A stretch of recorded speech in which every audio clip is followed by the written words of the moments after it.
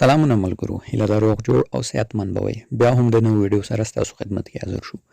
دوستانو، اتین نیټورک چې موږ ډېر مخکې تاسو ته معرفي کړی و، دغه نیټورک هم لانچ شو او فعلا تاسو د ټوکن قیمت کتی شئ 11 سنټه ده او 13.55 سنټو پورې هم جیک شوی و.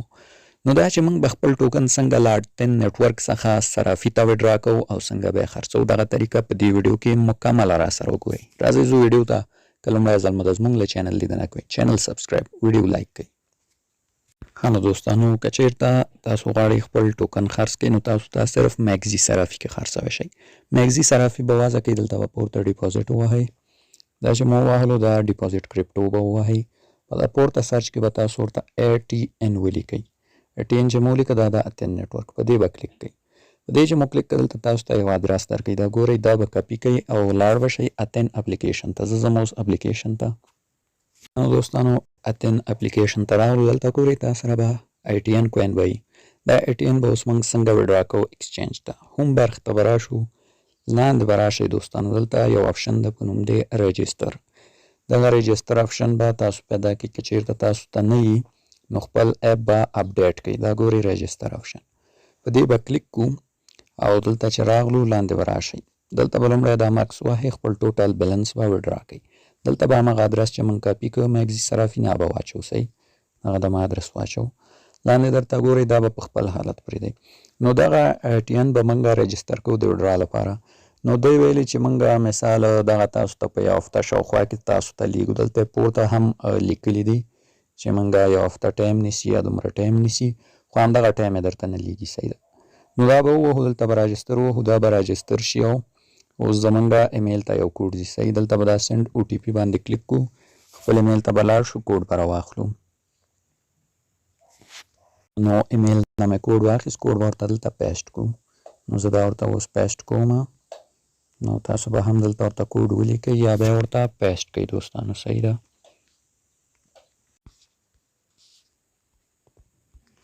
کوډ مې ولیکه، بیا به کنفرم آپشن ووهئ او ستاسو راجستریشن به د ویډرا لپاره دا ګورئ سکسسفولي شي. نو نور به له دې برخې څخه ووځو، زموږ ټوکن راجستر شول. دا یې لومړۍ طریقه وه چې د اتین اپ څخه به یې څنګه ویډرا کوو. اوس راځم دې ته چې څنګه به میټا ماسک والټ نه لیږو ایکسچینج ته. ښه نو دوستانو، میټا ماسک والټ کې چې تاسو سره کوم ATH کوین و، صحیح ده، هغه دوستانو ATH و او دا ATN ول. نو اتین نیټورک داسې یو فراډ له خلکو سره وکړو چې کوم ATH دی میټا ماسک ته ویډرا کړو، هغه یې ماسې ATH پرېښودل، ATN یې نه کړل او اوس په ایکسچینجونو کې ATN دی. نو کوم چې موږ سره میټا ماسک کې دي او کوم چې ایکسچینجونو کې لیسټ شوي، دا دواړه سره فرق لري. نو خو موږ ته دی اوس یو ویب سایټ معرفي کړی چې موږ کولی شو هغې کې څنګه وکړو، خپل ATH کوین څنګه کړو بدل کړو ATN ته، او ATN واخلو ایکسچینج ته ویډرا کړو. نو دوی دلته خپله هم توضیحات ورته لیکلي چې تاسو یې کولی شئ د ویب سایټ کې ATN ته بدل کړئ او نور مشخصات یې لیکلي.